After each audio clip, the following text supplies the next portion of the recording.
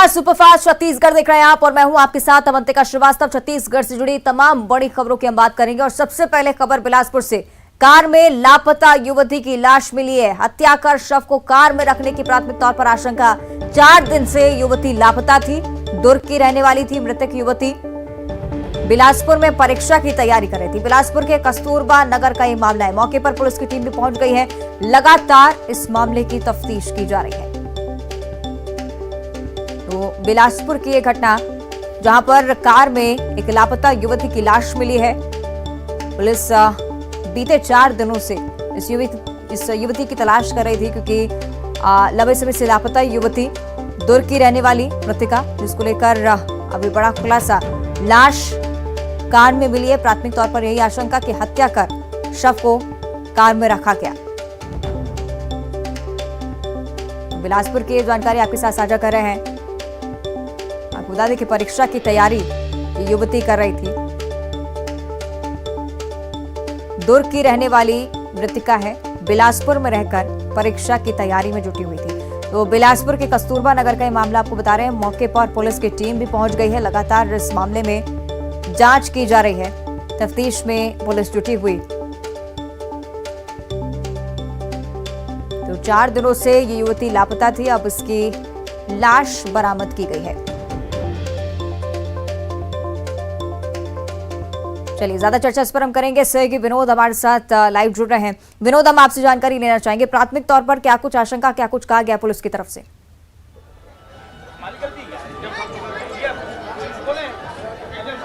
अवंतिका, एक बार सवाल फिर से दोहराएं। आपसे जानना चाहेंगे प्राथमिक तौर पर पुलिस की तरफ से क्या कुछ कहा गया है विनोद? देखिए, पुलिस अभी पूरे मामले पर जांच में जुटी हुई है। कोतवाली थाना क्षेत्र की पुलिस है। इसके अलावा फॉरेंसिक एक्सपर्ट की टीम है, एफएसएल की टीम के साथ भी बाकी और अन्य जो टीमें होती हैं जांच की, वो यहाँ पर पहुंची हुई है। थोड़ा सा मैं अपने दर्शकों को बताऊंगा। ये वो नज़ारा और वो घर है जहाँ पर की सेंट्रो कार मौजूद है बाहर आंगन की बाड़ी में, और वहाँ पर ये कार रखी हुई थी। आसपास के जो लोग थे उन्हें जब बदबू आई तब उसके बाद पुलिस को सूचना दी गई, और जब पुलिस मौके पर पहुंची तो पुलिस भी वो तमाम चीज़ों को जानकारी जुटाने के बाद वो भी खुद सन्न रह गई कि कार के अंदर जो है वो डेड बॉडी पड़ी हुई थी। और बताया जा रहा है कि 3 से 4 दिनों तक ये डेड बॉडी पड़ी हुई थी क्योंकि लाश से बदबू आ रही थी। उसके बाद ही मोहल्ले वासियों को पता लगा और फिर जानकारी पुलिस तक पहुंची है। उसके बाद अभी पंचनामा की कार्यवाही चल रही है और लाश को बाहर निकाला गया है। आरोपी फिलहाल पुलिस की हिरासत में है और ऐसा बताया जा रहा है कि जो युवती है वो यहाँ पर, हालांकि अभी जांच चल रही है अवंतिका, और अलग अलग तरह की बातें सामने आ रही है। अभी ये कहा जा रहा था प्रारंभिक तौर पर कि युवती जो है वो यहाँ पर रह करके प्रतियोगी परीक्षाओं की तैयारी कर रही थी और जो आरोपी युवक है उससे उसकी जान पहचान थी। वहीं दूसरी तरफ ये भी बातें सामने आ रही कि शेयर मार्केट पे दोनों पैसा लगाते थे और पैसे को लेकर के दोनों के बीच में विवाद हुआ था। उसके बाद आरोपी ने उसकी गला दबाकर हत्या कर दी। लाश में छुपाने, जो लाश छिपाई गई कार में, उसके पीछे मकसद यही था आरोपी का कि वो मौका देख रहा था कि रात में कहीं वो लाश को जंगल में फेंकता या कहीं और जगह पर फेंकता ताकि सबूत जो है खत्म हो जाते। लेकिन चूंकि सघन चेकिंग चल रही है रात में इस वक्त और पुलिस का पहरा रहता है, यही वजह है कि आरोपी हिम्मत नहीं जुटा सका और बदबू ने जो है वो पूरा राज खोलकर रख दिया। जी अवंतिका। ठीक है, शुक्रिया आपका विनोद उस पूरी जानकारी के लिए। तो ये मामला जिसको लेकर लगातार पुलिस जांच में जुटी हुई है। आपको बता दें कि दुर्ग की निवासी थी मृतिका और पुलिस की जांच के बाद ही अभी पूरा मामला स्पष्ट हो पाएगा। आगे बढ़ते कवर्धा से बड़ी खबर है। महिला व्यापारी से मारपीट का मामला सामने आया। व्यापारियों ने कल कवर्धा बंद बुलाया है। बंद को साहू समाज का भी समर्थन मिला है। दिन में सब्जी महिला व्यापारी से मारपीट का मामला। सब्जी महिला व्यापारी से मारपीट के मामले में बंद का आह्वान किया गया। का जो कार्यक्रम है, इस कार्यक्रम में और जुलूस, ये दोनों प्रदर्शन रहेगा और साथ ही साथ ज्ञापन अलग से। बता दें कि मामला जिसको लेकर लगातार आपको जानकारी दे रहे हैं। सब्जी महिला व्यापारी से मारपीट हुई, उसके बाद अब बंद का आह्वान किया जा रहा है और साहू समाज का भी समर्थन इसमें मिला है। तो महिला व्यापारी से मारपीट हुई, कवर्धा की घटना।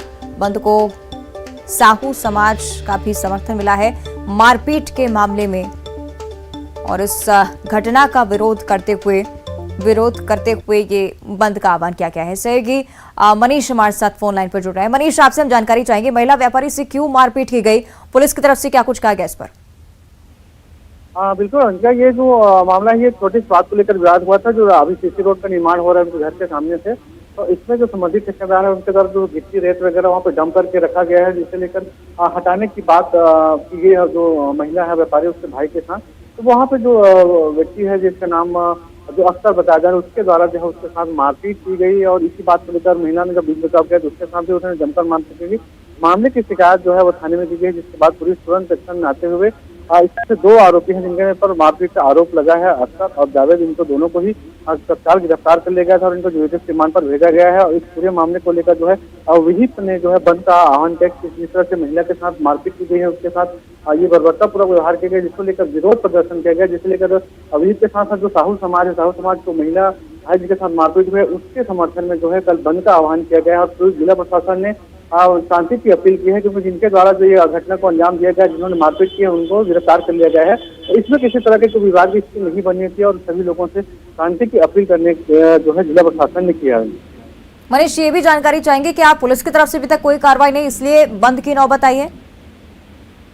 जैसे मैं आपको बताया कि पुलिस ने जो है जैसे शिकायत उनको मिली थी कि इस 2 व्यक्ति जो है अख्तर और जावेद, इनके द्वारा जो मारपीट की गई है, इस मामले को लेकर तत्काल पुलिस ने उन दोनों को ही गिरफ्तार कर लिया था और दोपहर में ही उनको न्यायालय में पेश किया गया, जहां से उनको जेल भेज दिया गया है। तो पुलिस ने इसमें तत्काल जो है शिकायत के आधार पर कार्रवाई की है। बावजूद इसके जो है हिंदू संगठन जो विश्व हिंदू परिषद है, बजरंग दल, इसके अलावा जो साहू समाज आगे आ रहा है, उन्होंने जो है बंद का आह्वान किया। इसके अलावा जो पुराने कुछ मामले थे जिन पर कार्रवाई नहीं हो पाई थी, उसे लेकर जो है अब मुद्दा बनाया जा रहा है, उनपे भी कार्रवाई की मांग जो है विहिप के द्वारा की जा रही है, जिसे लेकर कल बंद का आह्वान किया गया है और मांग भी की गई है जिला प्रशासन से कि जो पुरानी मांग है जिस पर अब तक कोई कार्रवाई नहीं हुई है, उन मांगों पर भी कार्रवाई हो, जिसके बाद जो है ये जो विरोध प्रदर्शन है वो शांत हो पाएगा। तो इस तरह से जो स्थिति है वो पुराने और नए मामले को लेकर विवाद की स्थिति बन रही है। हालांकि पूरी तरह से अभी शांति का माहौल बना हुआ है, किसी तरह से कोई तनाव का माहौल नहीं है और पुलिस प्रशासन भी एहतियातन जो है जब बड़ी संख्या में पुलिस जवान तैनात किए हैं उनसे। ठीक है, शुक्रिया आपको मनीष जानकारी के लिए।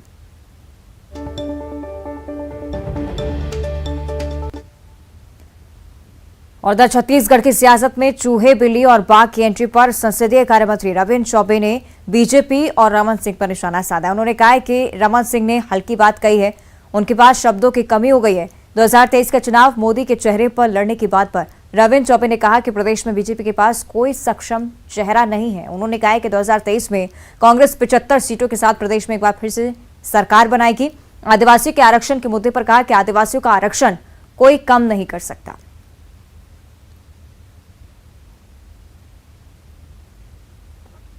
आदरणीय डॉक्टर रमन सिंह जी छत्तीसगढ़ में 15 साल मुख्यमंत्री रहे।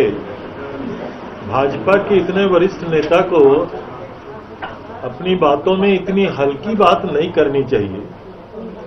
भानु प्रतापपुर चुनाव है, भारतीय जनता पार्टी के मुद्दे क्या हो सकते हैं, इसमें डॉक्टर रमन सिंह जी को अपना बयान देना था। वो अगर माननीय मुख्यमंत्री जी की तुलना चूहे, मुछुए और बिल्ली से करेंगे तो मैं समझता हूं कि ये उनका दुर्भाग्य है और शब्दों का दिवालियापन है भारतीय जनता पार्टी के पास। डॉक्टर रमन सिंह के इस बयान से कि आने वाले छत्तीसगढ़ के विधानसभा चुनाव में डॉक्टर रमन सिंह जी ने ये स्वीकार कर लिया कि अब आदरणीय मुख्यमंत्री भूपेश बघेल जी के सामने भारतीय जनता पार्टी के पास कोई सक्षम नेतृत्व है ही नहीं। छत्तीसगढ़ का विधानसभा चुनाव भी अगर वो आदरणीय मोदी जी के नाम से, प्रधानमंत्री जी के नाम से लड़ना चाहते हैं, इसका मतलब है आने वाले 23 के परिणाम को भी डॉक्टर रमन सिंह जी देख रहे हैं। मुझे लगता है कि भारतीय जनता पार्टी के साथ हमेशा से राष्ट्रीय स्वयंसेवक संघ रहा है और राष्ट्रीय स्वयंसेवक संघ के लोग भारतीय जनता पार्टी के साथ जुड़ करके इलेक्शन की कैंपेनिंग करते हैं। केवल महीने 2 महीने के अंदर आरएसएस प्रमुख सम्माननीय भागवत जी का लगातार दौरा जो हो रहा है, इसको भी उसी नजरों से देखा जा रहा है। लेकिन छत्तीसगढ़ में एक बात आप स्पष्ट रूप से जान लीजिए, इस बार भूपेश जी के नेतृत्व में 71 की सरकार है। आज अभी भानु प्रतापपुर का जो चुनाव होने जा रहा है वो हमारी 72वीं सीट है और अगला विधानसभा भूपेश जी के नेतृत्व में 75 की सरकार छत्तीसगढ़ में कांग्रेस बनाएगी। इतना भरोसा भूपेश जी के ऊपर छत्तीसगढ़ की जनता को है। अनुसूचित जाति के आरक्षण को कमी नहीं होने देंगे, इसीलिए छत्तीसगढ़ विधानसभा का विशेष सत्र बुलाया गया है। विशेष सत्र में उनके आरक्षण के पक्ष में हम सरकार की ओर से जो भी प्रस्ताव आएगा और उसके वो अनुरूप आने वाले समय में छत्तीसगढ़ में आरक्षण। और चलिए बात कर लेते हैं सरगुजा की। सांसद रेणुका सिंह एक दिवसीय दौरे पर अंबिकापुर पहुंची और इस दौरान उन्होंने आगामी विधानसभा चुनाव में बीजेपी से सीएम के चेहरे को लेकर अपनी बात रखी। बीजेपी का चेहरा कमल छाप है, उनकी तरफ से कहा गया। देश का बड़ा चेहरा प्रधानमंत्री है। रेणुका सिंह ने आगे कहा कि चुनाव अभी दूर है और हो सकता है कि किसी चेहरे को प्रोजेक्ट कर चुनाव लड़ा जाए, लेकिन ये सब ऊपर पार्टी और संगठन का निर्णय होगा। भारतीय जनता पार्टी का चेहरा कमल है, कमल छाप से हम चुनाव लड़ेगी भारतीय जनता पार्टी। और देश का एक बड़ा चेहरा है माननीय प्रधानमंत्री जी।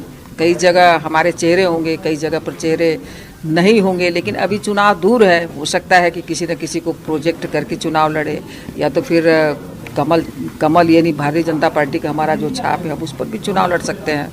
ये देखिए ऊपर स्तर पे पार्टी संगठन इसका निर्णय। और भानुप्रतापपुर उपचुनाव में बीजेपी के स्टार प्रचारकों पर मंत्री कवासी लखमा का बड़ा बयान सामने आया है। लखमा ने तंज कसते हुए कहा है कि खैरागढ़ उपचुनाव के प्रचार में भी केंद्रीय मंत्री आए थे, परिणाम क्या हुआ। लखमा ने कहा कि पिछली बार स्टार प्रचारकों की लिस्ट में ज्योतिरादित्य सिंधिया का भी नाम शामिल था, लेकिन वो डर कर नहीं आए। फग्गन सिंह कुलस्ते का नाम भी था, लेकिन वो भी गायब हो गए। लखमा ने कहा कि बीजेपी ने आदिवासी नेताओं को प्रभार नहीं दिया। वहीं लखमा के बयान पर पलटवार करते हुए बीजेपी प्रदेश अध्यक्ष अरुण साहब ने कहा कि लखमा अपनी पार्टी की चिंता करें, कांग्रेस पार्टी डूबने के कगार पर है।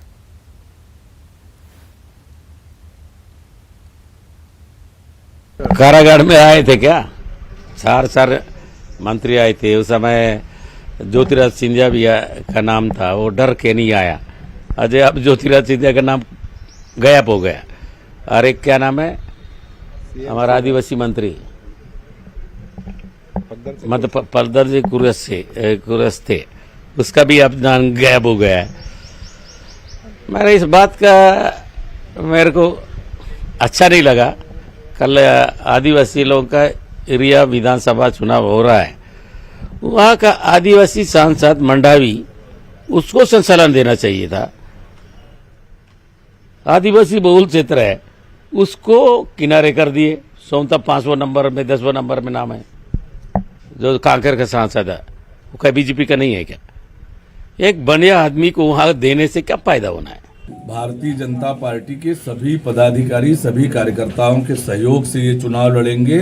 सभी पदाधिकारियों को हमारे सांसद जी पूरे विधानसभा क्षेत्र में रहकर काम करेंगे। ये उनका लोकसभा क्षेत्र है। सभी नेताओं को उपयोग करेंगे, सभी नेताओं को जिम्मेदारी देंगे और एक एक कार्यकर्ता हमारा इस चुनाव में जुटेगा। कवासी लखमा जी अपनी पार्टी की चिंता करें। आज उनकी पार्टी डूबने के कगार पर है और किस प्रकार की गुटबाजी कांग्रेस में है, किस प्रकार से कांग्रेस के नेता न केवल मुख्यमंत्री पद के लिए लड़ रहे हैं, आपस में लड़ाई कर रहे हैं। ये अपनी पार्टी की चिंता करें। भारतीय जनता पार्टी एकजुट है। सभी नेताओं और कार्यकर्ताओं का पार्टी में पूरा सम्मान। और कांकेर के भानुप्रतापपुर में एनएसयूआई महासचिव को एक कॉलेज छात्रा से दुष्कर्म के मामले में गिरफ्तार किया गया है। घटना के बाद से राजनीति तेज हो गई है। चुनाव के बीच ये मुद्दा उभर कर सामने आ रहा है। इसे लेकर पूर्व मंत्री केदार कश्यप और महिला मोर्चा प्रदेश अध्यक्ष शालिनी राजपूत ने प्रेस कॉन्फ्रेंस की। इस दौरान उन्होंने कहा कि कांग्रेस की सरकार में इस तरह के मामले लगातार सामने आ रहे हैं। ये घटना जिले को शर्मसार करने वाली है। इसके लिए प्रदेश सरकार को पूरे प्रदेश की जनता से माफी मांगनी चाहिए। अपराधियों को, बलात्कारियों को संरक्षण देती है। भानुप्रतापपुर की जो घटना है ये उसका प्रत्यक्ष उदाहरण है। यहाँ पर 17 तारीख को घटना होती है और 15 तारीख को उसको महासचिव को बर्खास्त किया जाता है। और 24 नवंबर को भूपेश बघेल कैबिनेट की एक बैठक होने वाली है। बैठक में विधानसभा के विशेष सत्र की तैयारियों को लेकर चर्चा होगी। आबकारी मंत्री कवासी लखमा ने कहा है कि केंद्रीय वित्त मंत्री के साथ बैठक से पहले सरकार मंथन करेगी। एसटी आरक्षण को लेकर विधानसभा का विशेष सत्र बुलाया जा रहा है। सुप्रीम कोर्ट जाना, मैं आगे भी बोला था कि हम लोग जहां तक हो सके, चाहे सुप्रीम कोर्ट का दरवाजा हो, खटखटाना हो, चाहे विधानसभा, ये आदिवासी बहुल क्षेत्र है, उनका अधिकार मिलना चाहिए। मुख्यमंत्री आज से नहीं, जिस दिन फैसला हुआ है उस दिन से बोल रहा है। ये कुछ लोग राजनीति कर रहे थे, घेराव, आंदोलन और राजनीति कर रहे थे। मुख्यमंत्री दिल से आदिवासी को मानता है, तो इसलिए आदिवासी का आरक्षण जल्दी खत्म होगा और आदिवासी लोगों को आगे बढ़ते बलरामपुर से बड़ी खबर है। ट्रक और बस में जोरदार टक्कर हुई है। हादसे के बाद यात्री बस पलट गई। हादसे में एक व्यक्ति की मौत भी हुई है, कई लोग घायल बताए जा रहे हैं। 2 घायलों को मेडिकल कॉलेज रेफर किया गया है। NH 343 के चाची बैरियर के पास के हादसा, जिसके बारे में आपको जानकारी दे रहे हैं। बड़ा हादसा यहां पर। इस हादसे में एक व्यक्ति की मौत हो गई है, कई लोग घायल हैं, जबकि 2 घायलों को मेडिकल कॉलेज रेफर किया गया है। बलरामपुर से जानकारी आपको बता दें कि ट्रक और बस में जोरदार टक्कर हुई। हादसे के बाद यात्री बस पलट गई। एक व्यक्ति की जान जा चुकी है, जबकि कुछ घायलों को अस्पताल में भर्ती कराया गया है।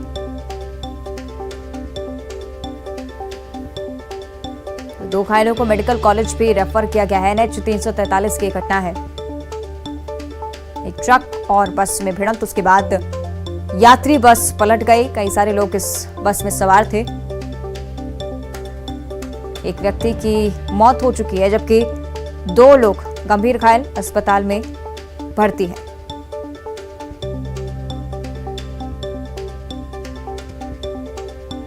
तो बलरामपुर में हादसा हुआ है, ट्रक और बस में भीषण भिड़ंत। सहयोगी सूरज हमारे साथ फोन लाइन पर जुड़ रहे हैं। सूरज, क्या कुछ जानकारी हादसे पर?